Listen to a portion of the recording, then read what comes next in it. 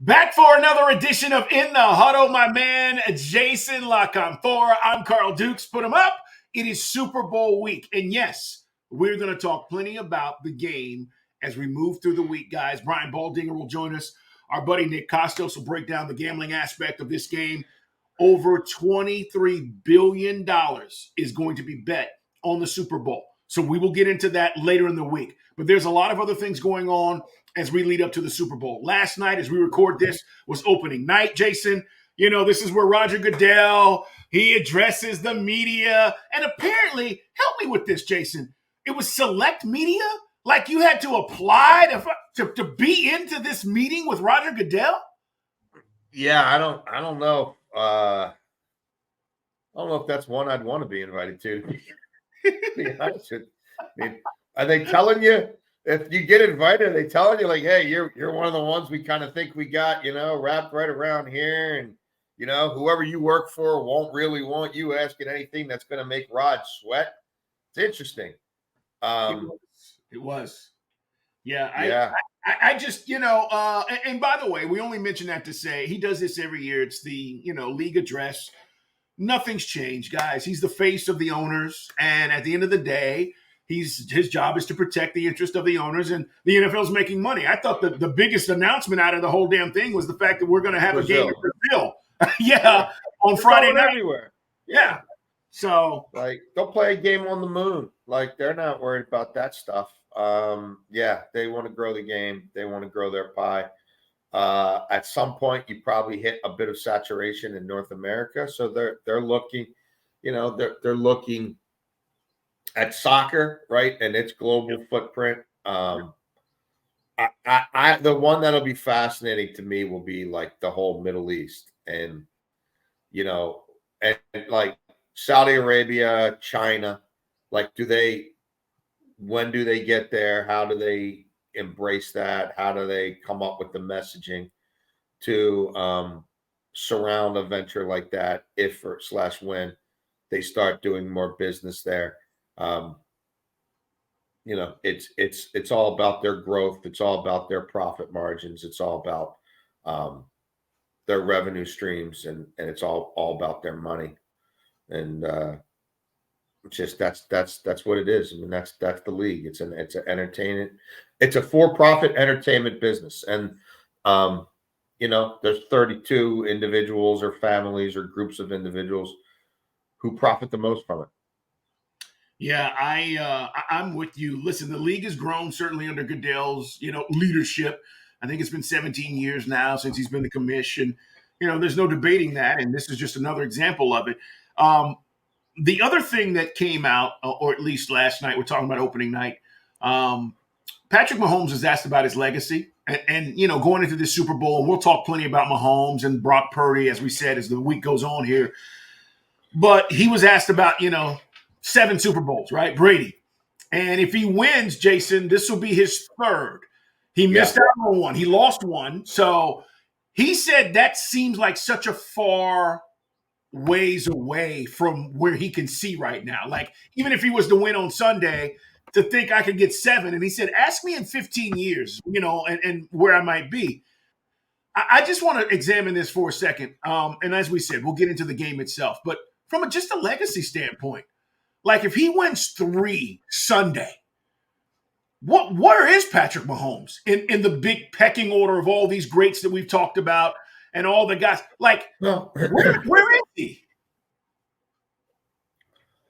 Oh, well, I already think he's the greatest playoff quarterback who's ever existed. Like, he's not the winningest because he's played as many as a lot of other guys, but if you look at maximizing opportunity, I mean, if he wins this game, like basically Tom Brady had like the Patriots were 2 dynasties in one. It was dynasty 1 where Brady was developing and was along for the ride, but it was about defense and a run game and, hey, kid, just don't mess it up, right? And then there was a little bit of a lull. I mean, I say a lull. They're going to championship games, but not getting to quite as many Super Bowls. And then there was stage 2 in his 30s where they basically had another dynasty. the first dynasty, Mahomes is doing things in the playoffs that was unimaginable to Brady. I mean, it was the game plans were about how many, can we win this game with this kid throwing less than 20 times? That's not the Chiefs thing. I mean, Mahomes is the main thing from the giddy up. And for him to already be 14-3 in the playoffs, and for him to have, a postseason passer rating around 107, which is out of this world for anybody in the modern era throwing as much as we throw now, compared to, how much Bart Starr and Bobby Lane threw the ball, Sure. right? Because if you start looking at the all-time postseason passer rating charts, there's not a whole lot of modern guys up above 100. Tom Brady's around 90, right? As great as he was. So this is like stage one completed if he wins this game. I mean, he will have been to more and won more at this age than even Brady did. And he's doing it while rewriting the record books, where Brady got there, but he wasn't there at age 28. I think he's clearly on a path to be the greatest quarterback in NFL history. It's crazy that it literally overlapped with Brady, and they met in a championship game and they met in a Super Bowl. Like it's unreal for us as NFL fans and people who appreciate the game for these two things to have dovetailed like that. But that's just the facts. Like that's what it's going to be. This was Mahomes' down season, and he's ending the down season with another epic postseason. Like, no, Brady can't do the things athletically. The plays he made on 3rd and 6 and 3rd and long in that Ravens game, Tom Brady can't do. Just physically couldn't do those things, and he's every bit the football genius Tom Brady was. He takes care of the football the way Tom Brady did, and he makes even more amazing plays, especially off-script plays and plays that are strictly his genius. So, again, I don't know that they're going to win 7. I also don't know that they're not going to win 7. But I do think Arrowhead is now every bit the fortress that Foxborough was. And if you reside in the AFC every single year, you've got to go to the first day of training camp thinking, have we built a team that could go to Arrowhead and beat Patrick Mahomes? The same way for 20 years, you're thinking, well, maybe not 20, but 15. Once they won a few, can we go to Foxborough and beat Tom Brady in, late January? And most people aren't going to do it. I mean, right now, there's 2 people who've done it to Mahomes, right? It's Tom Brady, who got him twice, and it's Joe Burrow, who got him once. Like, that's it in 17 playoff games. Those are the guys who were smiling after facing Patrick Mahomes in the playoffs. It's incredible to think a few years ago when he got his deal and it was $50 a year, right? And we lost our minds. $500 million. He's worth every penny. Worth every penny. The Chiefs did that perfectly to lock him up when they did. And everybody again said, "Oh, it's too soon." No, it wasn't, because you're back in the Super Bowl and you've got a chance to win another one. Jason La Canfora, Carl Dukes with you guys. It is In the Huddle. Subscribe, like us, In the Huddle Pod. That is us on YouTube. You can watch the show, and of course, like us. Tell your friends so you don't miss an episode. Why did Kliff Kingsbury change his mind? Jason, rumor on the street was that the Raiders didn't want to offer him another year. He wanted a 3rd year, apparently. I don't know if that's necessarily true. I'm just telling you what I've heard. But Kingsbury ends up in D.C. with Dan Quinn. Let's talk about this hire a little bit, because now people are losing their minds as if this automatically means Caleb Williams is going to the Commanders. They don't have the 1st overall pick. They still have to maneuver to get him. But what do you think of the Kingsbury deal to the Commanders? Well, I mean, it's always a fair assumption that money is first and foremost in any of these things. So, I mean, look, I think absolutely. Money, guaranteed money, years on a contract equals guaranteed money for a head coach. Yes. Money certainly had a lot to do with it. I don't know that this is a big loss for the Raiders, personally. Now, look, I'm not blown away by, the hire they actually ended up making. I don't like it, Jason. I don't like the Getsy hire. I just don't. Me neither. That doesn't do much for me at all, to be honest with you. I do wonder. Like, that's a team I thought would be in on Justin Fields. And I don't know if this move says something about it one way or the other.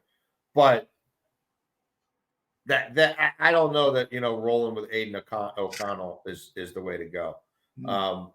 So, I'm looking at these teams that have made moves. Like, I'm looking at the Raiders, looking at the Steelers, I'm looking at the Falcons and saying, if I'm reading tea leaves, anything they've done to this point that makes me think they're even more in for Justin Fields than I already thought they were. Arthur Smith and Justin Fields, I think, could be pretty interesting. Like, he wants to run the ball. He wants to run the ball with multiplicity. He ended up being the guy who fixed Tannehill, right? But the original chore in Tennessee was fix Mariota. Now, it turned out he was kind of unfixable and brittle, right, and hurt a lot. And I don't really know how into this whole thing he was. But I think if you're looking at Pittsburgh and you have an Arthur Smith, right, and you go get a Justin Fields, like with what they have with Warren and Harris and the way they get you can get Pickens involved in the run game a little bit, right? They like some of the sprint plays and the outside stuff. Like, I don't know. I think pairing that offensive coordinator with Justin Fields would make a lot of sense.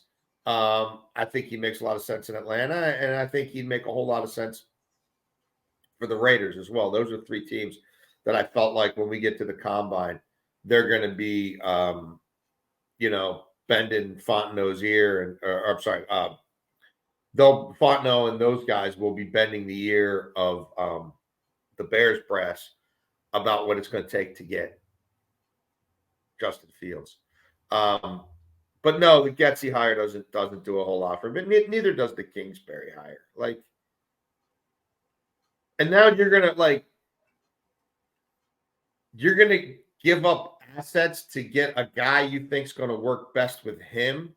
Where shouldn't he be able? I mean, you're picking second overall. Like, any of these quarterbacks should be more than good enough for him.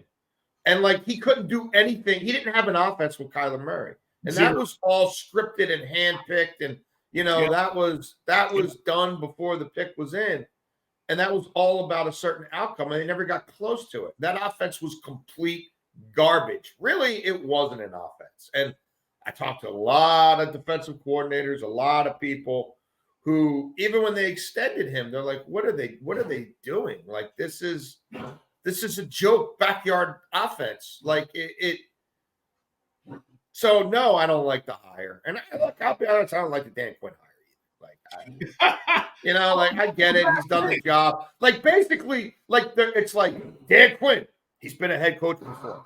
They put their tweet out about Kliff Kingsbury. Like, he's called plays. Like, literally, like, that's what he's done the job too. Like, not his first rodeo. Like, are we going to talk about how the first rodeo ended? You know what I mean? Like, I really wonder, whatever they do at quarterback, and I love all three of the kids at the top of this draft.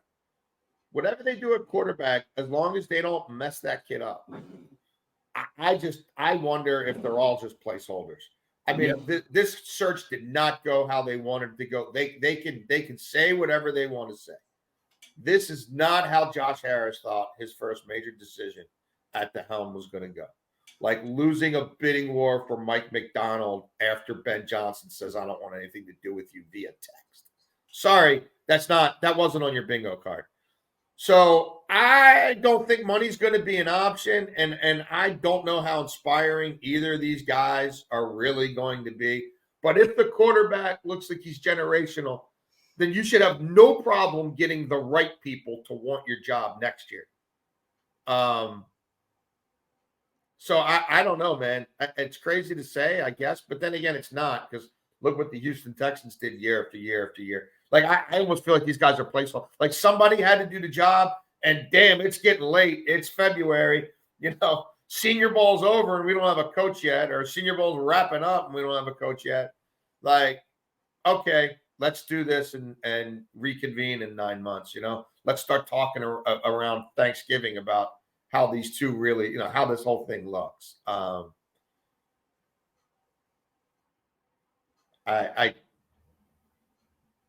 don't have real high hopes for it. I thought the Dan Quinn hire was a little desperate, to your point about the timing. And if you really wanted Dan Quinn, like if this was your guy, you could have hired him 3 weeks ago, easily. And I just didn't feel like that was the situation as he continued to interview around the league. This was kind of like second fiddle, right? Well, we'll see. Either way, this is their lot in life right now. And I think one of the bigger things coming out of this in D.C. is Quinn said yesterday at his press conference that Eric Bieniemy, and I like the way he phrased it, right? We won't be working together in this junction. Just say you fired the dude and you don't want him, right? It was complete bullshit. Like, we're not going to be working together in this junction. Anyways. Just didn't work out. Yeah. Two ships passing in the night because I fired him. Right. Just say it, right? So Bieniemy, but here's the deal, Jason. Bieniemy is on the outside looking in. Yeah. This was a guy that 4 years ago we said, oh, he's the next best thing. He's going to be a head coach. He stayed in Kansas City, and then had to leave. And now this dude doesn't have a job. So, like, to me, and I'm not just saying this because of the Ben Johnson situation. You brought this up and we're so eloquent about it last week, talking about how you treat these owners and how these guys talk and how you want to maneuver these situations. You can go from the hottest coordinator in the league to not having a job. Yeah. And Eric Bieniemy is that guy right now. And I don't think anybody suspected this would be the situation. No. It is unfortunate. I really wonder if EB ends up in college. I wonder if that's where this ends up going. Probably not immediately, right? We're pretty late in the game for everybody for this to be going down. And that's, one more of the dominoes that fall, when Ben Johnson waits until late January to decide he doesn't want to be a head coach. Like, there's a ripple effect to all that stuff. But like Kingsbury over Bieniemy, like, why? You know what I mean? Like, what would show me what they were remotely good at other than Kyler Murray running around 50 yards behind the line of scrimmage to eventually throw it 30 yards in front of the line of scrimmage. Like, show me what they did. Like, show me who they were. Show me their identity. Show me his play calling genius. Like the guys who faced him thought he was a pretty lazy, feckless play caller. Like, that's what they thought. Like, they thought he didn't fight very hard or work very hard to put his players in the best position possible. That's just reality. They thought they were getting an offensive head coach. Then they found out they weren't, right? And then they found out it was Dan Quinn. And it wasn't like Dan Quinn with Kafka or somebody like that as a package deal, because Kafka's having trouble maneuvering the way he wants to. So it's like, well, who can we get? You know what I mean? And obviously they preferred having to pay Eric Bieniemy probably for a year not to coach over keeping him as their offensive coordinator and hiring somebody else and paying more than the Raiders would have paid for him. And I would just say, well, based on his NFL body of work, why? Why? I was really hoping for Commanders fans that, like, they had turned the corner and they'd start operating like a first world NFL franchise, but that hasn't happened yet. Like, it hasn't. Like, it has. They're in a pissing match with Ben Johnson, who's never coached a day in the NFL. Like, I don't think he's coached high school ball, right? And they got a war of the words going on with a guy who I don't think really wants to be an NFL head coach, right?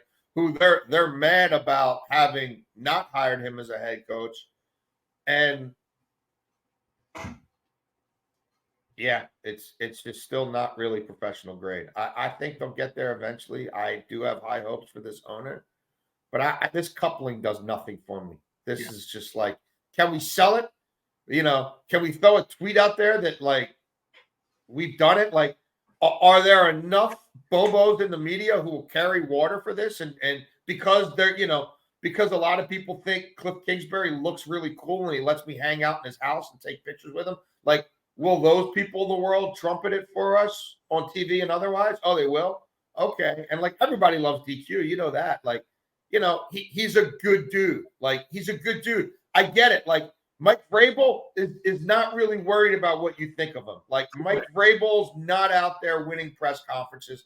Mike Vrabel, like, it might not be so hunky-dory in the office every day, but guess what? You haven't won in 30 years. It's not supposed to be comfortable. Like, you know what I mean? Like, like you can't tell me that Dan Quinn is a better football coach than Mike Vrabel right now. I'm not buying that.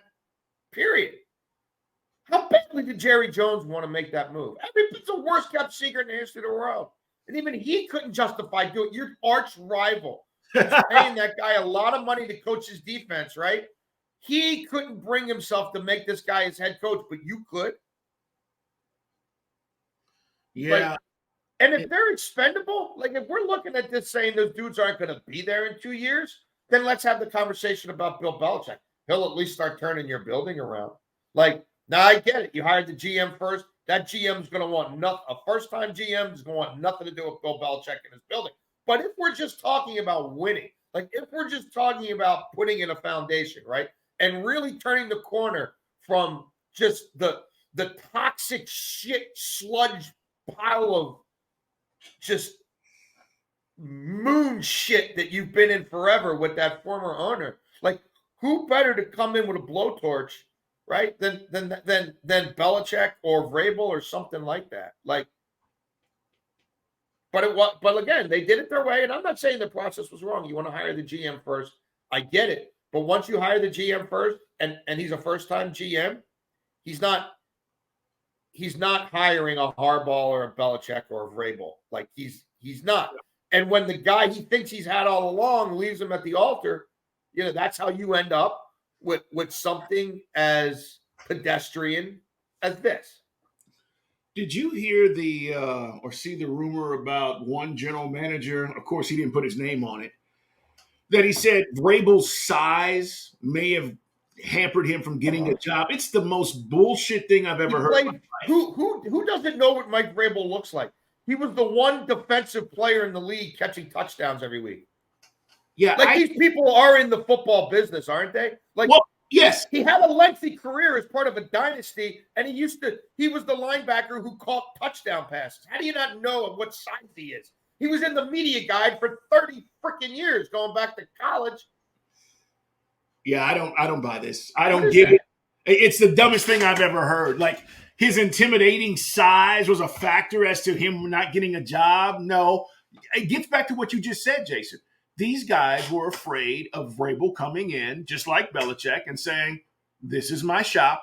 This is how we run it. Or even, this is how shitty you are. This is how behind, like, this is, like, can you handle the truth? If you're bringing me in here and you're asking me questions and you want the truth, I'm going to give you the truth. Now, if you're bringing me in here, but the answer to the question is, Will Levis is awesome. He's definitely our franchise quarterback. If the answer is, oh, yes, I'll take the job under any circumstances, and, like, I'm just happy to be here. You know what I mean? Like, okay, well, that's how you end up in with certain outcomes. But, like, yeah, but we're acting like this guy was Andre the Giant walking into these meetings. It's ridiculous. You know what I mean? Like, it's all of a sudden, the door opens up, and all the owners and the general managers and the presidents and the front office folks are like, oh my God, he's too big. This is the stupidest thing I've ever heard. Who hasn't? He coached in the league how long? Enough to face every team, right? Every owner, every coach, you're down on the field for warm-ups. You know what I mean? You're shaking. Right. Like, he's coaching in a bubble somewhere. You know what I mean? Like, he's not the great Gazoo, and you don't really know what he looks like till he gets out of the bubble and comes down there. Oh, wow, the great Gazoo is really small. He looked bigger when he was up there in the bubble. The man has been in the league as a player or coach his entire adult life. Like, why are we talking about how tall? Like, what is this? Stop. What is this? That's exactly right. Let's just say what it is. You guys were afraid to hire Vrabel because of the real facts that we're talking about. That's it. Has nothing to do with his size or his stature. It is in the huddle, guys. While we're talking about hiring coaches, let's talk real quick about, and it is Super Bowl week. We know we're going to get into the Super Bowl, the game, all the things, guys, as we move through the week. And we'll talk about the gambling aspect as well. Nick Costos is going to join us from You Better You Bet later in the week. Defensive coaches Jason hired this cycle. More defensive coaches hired in this cycle. Yeah. What's that say about the league right now, man? Well, look, I think first of all, and I wrote about this middle of the season at the Washington Post because I thought it would be close to 50-50 this year when you really started diving in on the candidates or the lack of candidates and what their backgrounds were and their profiles. I really thought it would be the year of the defensive coordinator. You can't keep chasing a certain archetype, right? A certain sort of profile. And if everybody wants McVay or Shanahan, then they're all hot, and that's been going on for 4 years now. Then you're churning through a certain type of guy. Most of them aren't the real deal. Most of them will never even be good NFL coaches, let alone innovators like those two were. But as you start churning through them and you start finding out how much fool's gold there is, you're weeding out the pile in one sort of trough, right? Of one, the young guy who at some point worked for one of those two, who's been around quarterbacks, maybe played quarterback in college or high school. Like you start going through them, like I think of a guy like Josh McCown, who, I mean, people were trying to hire for years. He just stopped playing a few years ago. Carolina, right, brings him in, and he's fired in the middle of the year. And I haven't heard. Has Josh McCown gotten a job? I haven't heard anything about Josh. Nope. McCown. You know what I mean? Like, that's what's happening. Like, like a guy like Kafka, who 2 years ago I would have told you he'd be a head coach by now. Things get a little sideways in a couple places with him, and like, it's like, well, should he have just stayed with Andy Reid? So when those guys are moving so fast and they're getting the spots like below head coach faster than you thought, and then they're starting to get weeded through, it's like, well, where are the candidates coming from? So it stood to reason that, especially if you looked at who was going to get fired too, and I thought very early in the year that it was, if you really knew the relationships in that building and how bad they were, you weren't surprised in the least that Mike Vrabel was left, whether he parted ways, whatever. Like, I thought that was going to happen in November. So you start looking, okay, well, he'll be out there. Belichick will be out there. McDonald is probably going to get one. Honestly, I thought between Leslie Frazier, guys who'd done it before, Leslie Frazier, Raheem Morris, Steve Wilkes, Brian Flores. Yeah. I thought two of them would get jobs. Now, I also thought there might be more openings, right? Because I thought Dallas was going to open. Once Philly fell apart, I thought Philly would open. Only one of those guys got head coaching jobs. I thought maybe two would. So what does it say? I'm not. I don't know, Carl. I'm certainly not going to sit here and start saying, attaboy billionaires, like you've seen the light. Because I think it was more about market factors. I think it was more about their own lust for a certain look had really led them to thin out the herd on that side. So you had no choice but to really look at this side. I know there's still some really good men in this game, some really good coaches who feel like they may have been sort of used a little bit. And I think that's going to always be a part of this process, right? Yep. But here's what I'm hoping. I'm hoping that Robert Kraft gives Gerard Mayo a real shot there. Like, I'm hoping that Mark Davis gives Antonio Pierce a real shot there. And what I mean is years, plural. Like, because the Houston Texans were doing something for a while where if you looked at the Houston Texans, you'd be like, well, there seems to be some sort of a commitment to considering all types of coaches. But then D'Amico Ryans finally got empowered. You know what I mean? That took Lovie Smith and David Culley just being there along for the ride. Like, so let's see the commitment. You know what I mean? Like, I'm glad that obviously we're seeing more former players getting opportunities, getting them quicker and getting them on both sides of the ball. But I hope they're given a real chance. You know, I hope that the owners aren't getting squirmy in the middle of next season. But it's certainly a positive development. I hope it portends change. But I also think you could see it coming if you were really paying attention. And I think it was more just because, again, they were hiring people like Jeff Saturday. You know what I mean? Like, there was so much, like, come on, there had to be, the pendulum had to swing back a little bit. There was so much just baloney going on with the way they were hiring coaches and the way they were so desperate for a certain thing to work. So we'll see. As the league continues to make everything about offense, the few individuals who have shown you that they do have a formula and a way and a means of shutting down or limiting the best offenses in the league, you should want to hire those guys. Like, you should always want to hire those guys. Hopefully that's the case. Real quick, other hires around the league.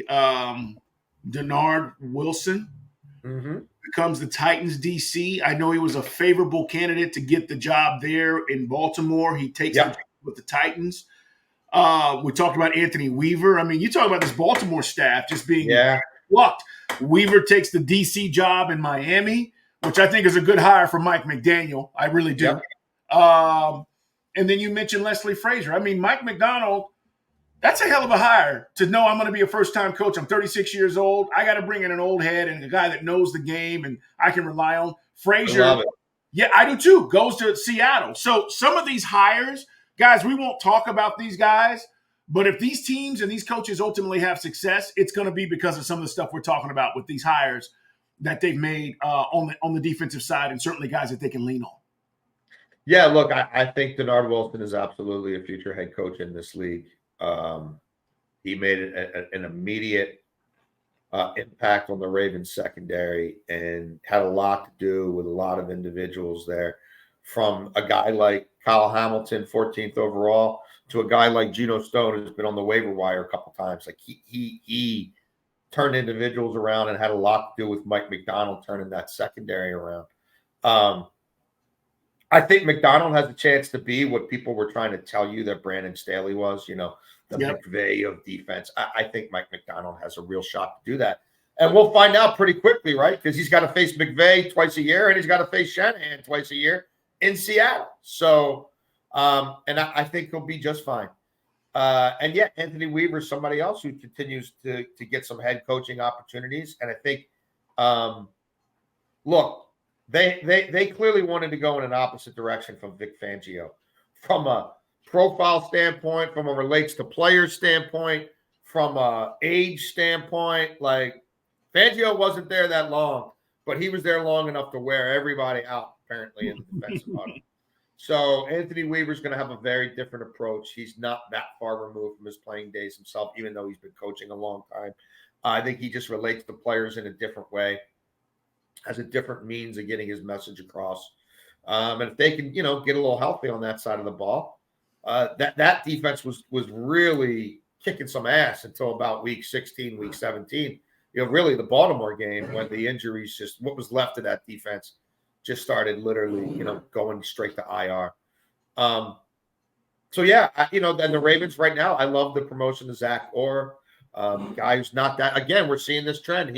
His career got ended early because of issues with his neck and his spine. He was a third-year guy about to sign a huge extension with the Ravens, and they're doing a physical, and they find a situation that ultimately led to the end of his playing career, but got right into coaching. And they have a pipeline here. They promote from within. They always have next man up on the defensive side of the staff. They got some holes to fill, But it would not surprise me at all if Zach Orr is the next great defensive coordinator of the Ravens, and in a couple of years, we're talking about him being a head coach somewhere else. John Harbaugh has continued a tremendous legacy with that organization, especially on that side of the ball. Going all the way back to the Marvin Lewis and and Mike Nolan and Chuck Pagano and Rex Ryan and even Jack Del Rio, like they've had it going. Wink Martindale at one point looked like he was going to be the head coach of the Giants a few years ago. That didn't happen, but would they bring him back? Would they bring Wink? I mean, I really, Harbs has a little bit of a relationship with Leslie Frazier as well. And on my radio show here, I was like, they should get Leslie Frazier. Like, they should do that. Like, I was saying it middle of last week. And then a day later, Seattle goes and does it. I don't know about Wink. Like, that's such a big personality. And he knows these players. He's not really – I really wouldn't be coming from the outside. Like, he still knows a number of these guys, like, or at least enough of them. I think that would probably be too soon. Like Wade Phillips is, I don't know if he'd be the right guy. Like he's done that in the past. I don't know how much he would be a fit for this defense. Having somebody in that building who's done it before, I think could help Zach Orr and help that defensive staff. So we'll see. But I think Leslie would have been perfect. And frankly, Leslie Frazier should be an NFL head coach. Like Marvin Lewis would have been perfect. Marvin already, he's doing it with Antonio Pierce, right? Like Marvin already he's got the relationship with the Raiders, but like he would have been another guy who I think would have made a whole heck of a lot of sense. But yeah, you don't want these young guns to think they have it all figured out, because they don't. They don't. Before we go, Jason, your initial thoughts, Super Bowl, which way are you leaning here? We're going to dive into this later this week. Make sure you subscribe, tell your friends so you don't miss an episode. We're going to break down the Super Bowl 7 ways to Sunday. You leaning 49ers? You leaning Chiefs? No, I like the Chiefs. And the line movement here has been a little baffling to me. And I don't know, maybe I'm just capping the game wrong. But we're now back to, you can get the 2.5 in a lot of shops, and that's where this thing originally opened. It was at 2.5, bam, immediately, like that, within an hour after the championship game's ending. This was at 2.5. It quickly got down to 1.5, even 1 in some spots. I jumped on Chiefs money line then because I was actually worried that a lot of money is going to come in on the Chiefs, and this is going to end up by kickoff being KC -1 or a pick 'em. And I was wrong, because then steam started going the other way, and then it's now back at 2, and now it's all the way back. It's come full circle. I don't know that Kansas City catching 3. I can't imagine shops offering that. Like I just I don't see that happening. So I would jump on that 2.5, and I would still play the Chiefs on the money line now, where you're going to get even more value than at some of the times I've played them, because the number's growing. You like this over-under number? I don't love it. And that hasn't moved. Me neither. I think it's 27-23 Kansas City, but like I don't love it. I have played Kansas City team total over 23.5. I do think they get to 24. I'm not sure about San Francisco. Like this could end up being 24-21. This could end up being 24-20. So I don't love the over.